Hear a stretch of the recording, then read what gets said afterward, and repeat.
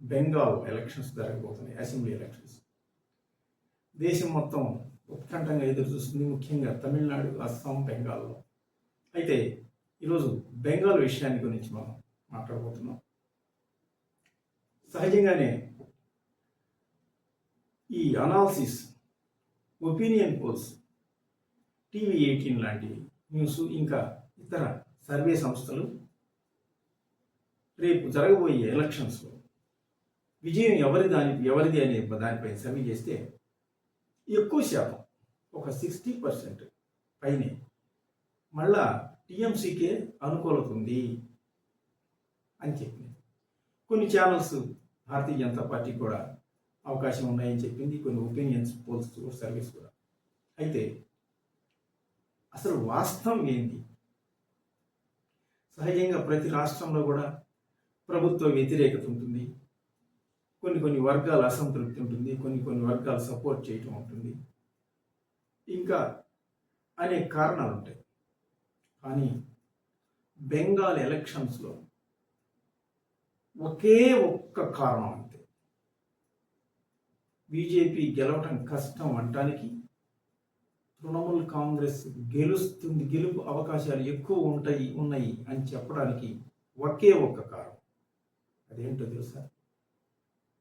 అత్యంత అనైక్యతకు మారుపేరిన హిందువులపైన ఆధారపడ్డ బీజేపీ అత్యంత ఐకమత్యానికి మారుపేరినటువంటి విదేశాల నుంచి వచ్చిన రోహింగ్యా ముస్లిమ్స్, మయన్మార్ నుంచి వచ్చిన రోహింగ్యాలు, బంగ్లాదేశ్ నుంచి వచ్చిన రోహింగ్యాలు, బంగ్లాదేశ్ నుంచి వచ్చిన బంగ్లాదేశీయులతోటి దగ్గర 130 అసెంబ్లీ నియోజకవర్గాల్లో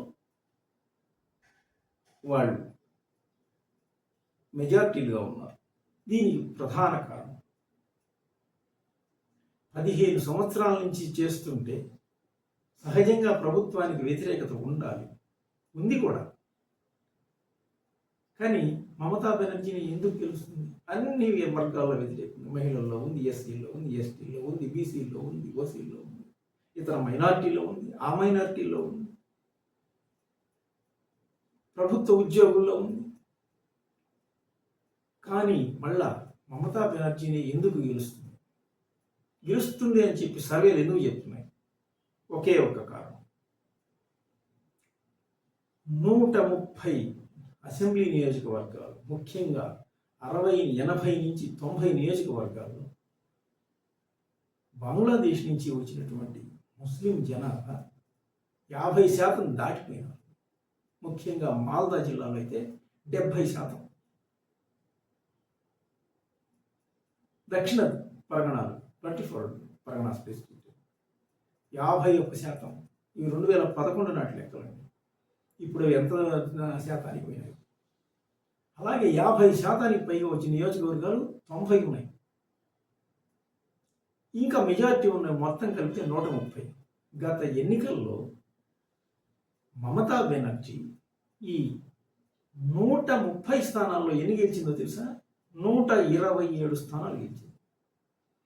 ఇప్పుడు ఎన్నికల్లో కూడా 127 ఏమాత్రం తగ్గదు. అందుకే సర్వేలు మొత్తం అటు అనుకూలంగా ఉన్నాయి. ఎందుకున్నాయంటే ఇదే కారణం. ఇక 294లో ఈ 130 తీసేస్తే ఎంత ఉంటాయండి? 164 అసెంబ్లీ నియోజకవర్గాలు ఉంటాయి. ఆ 130 అనధికారికంగా టీఎంసీలే. కారణం కేవలం ముస్లిం డామినేటెడ్, ముస్లిం మెజార్టీ డిస్ట్రిక్ట్స్, అసెంబ్లీ సీట్స్ అనమాట. ఇంకా ఇక్కడ బీజేపీ వచ్చే ఛాన్స్ లేదు అసలు. మరి బీజేపీకి ఎక్కడ రావాలి? మిగిలిన 164 స్థానాల్లో బీజేపీ రావాలి. కొద్దిగా గొప్ప 130లో గెలుస్తుందా అంటే హిందువులు అనేక విధాలుగా చీలిపోయి ఉంటారు, టీఎంసీకి సపోర్ట్ చేస్తారు. ఇంకా బీజేపీ ఛాన్స్ లేదు. మిగిలిన 164 నియోజకవర్గాల్లో బీజేపీ ఎన్ని గెలవాలి?